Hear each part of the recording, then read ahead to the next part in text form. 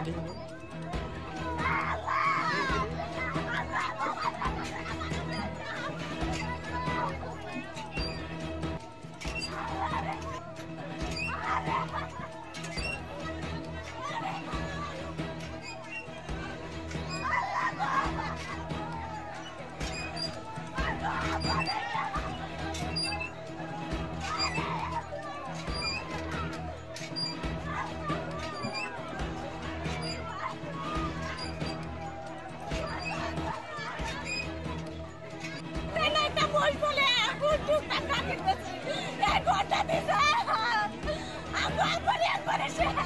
আছিল কি ঘৰে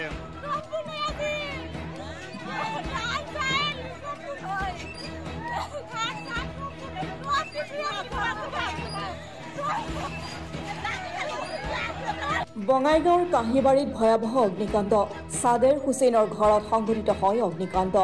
অগ্নিকাণ্ডত পৰিয়ালটোৰ বাসগৃহ সম্পূৰ্ণৰূপে ভস্মীভূত হয়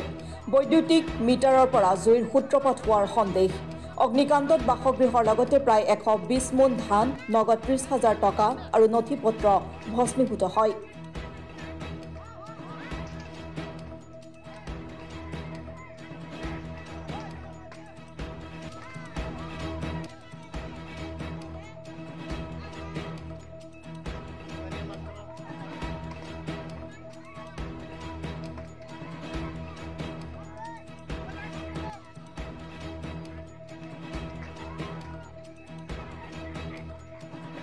স্থানীয় ৰাইজৰ তৎপৰতাত জুই নুমুৱাবলৈ সক্ষম হোৱাত বাকী গৃহবোৰ ৰক্ষা পৰে অগ্নিকাণ্ডত প্ৰায় 5 লাখ টকাৰ ক্ষতিসাধন হোৱা বুলি ধাৰণা কৰা হৈছে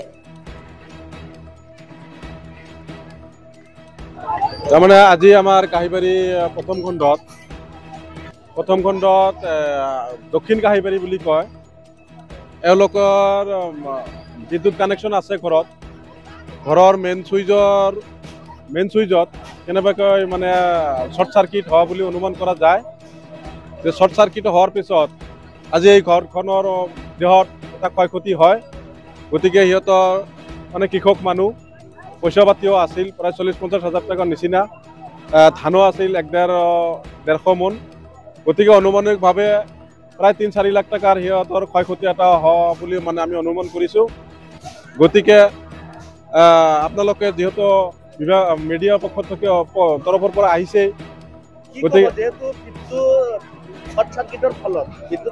ফলত অনুমান কৰিছে গতিকে বিদ্যুৎ বিভাগৰ কি হেমাহি নেকি এটা ধাৰণা হয় বিদ্যুৎ বিভাগৰ অলপ হেমাহিও আছে আৰু এওঁলোকে বা কেনেকুৱা ধৰণৰ ৱায়াৰিং কৰিছে সেইটো আমিও মানে ইমান অৱগত নহয় গতিকে হেমাহি বুলিয়েই ক'ম কাৰণ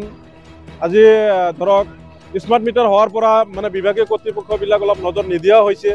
ক'ত কি হৈ আছে হোৱা নাই সেই হিচাপে আমাক সজাগতা কৰা নাই গতিকে বিভাগীয় কৰ্তৃপক্ষক অনুৰোধ জনাইছোঁ ঘটনাটো অলপ তদন্ত কৰক ক'ৰ পৰা কেনেকৈ কি হ'ল এইখিনি আমি ৰাইজৰ তৰফৰ পৰা ক'ব লগা চৰকাৰ আৰু প্ৰশাসনক আমি এইটো আহ্বান জনাওঁ আপোনালোকে ঘটনাস্থলীত আহি তদন্ত কৰক গতিকে এই মানুহজনক যিহেতু গৰীব মানুহ তেওঁৰ ক্ষয়ক্ষতি পূৰণখিনি দিব বুলি আমি আশা ৰাখিলোঁ আৰু ঘৰৰ গৰাকীজনৰ নাম সাদেৰ হুছেইন আমাৰ কাহিবাৰী দক্ষিণ গাঁৱৰ পাৰ্ডৱানে পৰে সিজন গ্ৰাম জিপিৰ অন্তৰ্গত অভয়পুৰী বৰঘোলা আউটপোষ্টৰ অন্তৰ্গত আৰু এইটো মানে মিটাৰতে লাগছে আৰু কি এতিয়া আমাৰ ভাবিটো কল যে এইটো বোলে মিটাৰতে অলপ মানে হৈছে ফুটি উঠছে তাৰে পৰা জুই লাগি গেছে বহুত ক্ষতি হৈছে এতে আমাৰ দাদাৰ এটা ৰুমত প্ৰায় 120 মোন মান ধান আছে আৰু এটা দাদাৰ ৰুমত চুকেছত বোলে 30-35 হাজাৰ টকাও আছে আৰু বহুত নথিপত্ৰ কাগজ পত্ৰ একো নাই পাৱাই নাই কিমান টকাৰ ক্ষতি হোৱা বুলি ভাবিছে এনে বহুত টকা হ'ব পাৰে আপোনাৰ 120 মোন মান ধান হ'ব আৰু এতিয়া আপোনাৰ পইচা দাদা কোৱা মতে 30-35 হাজাৰ টকা লাগব আৰু তো ঘৰটাতো গেলে আৰু এইফালে আমাৰ বাবাৰ ঘৰটাত বহুত আছিল খাট মাত হাবি যাবি গেলাছ মেলা সব নতুন ফিট কৰিলে বা নতুন ঘৰটা দিল চৰকাৰী ঘৰ অলপ পাইছে অলপ ঘৰে আমাৰ ঘৰটা দিছে এটাও গেছে কম বহুত হৈছে আর কি আমার বাবার ঘরত 40 মন ধান আছে এই দাদার ঘরত 120 মন ধান আছে সরকার বা প্রশাসনক কি আহ্বান জানাবো এটা আবেদন করে একটু লাইনের পরাই লাগছে এটা আমাকে সহায় করিলে ভালো হয় বহুত ক্ষতিপূরণ হয়েছে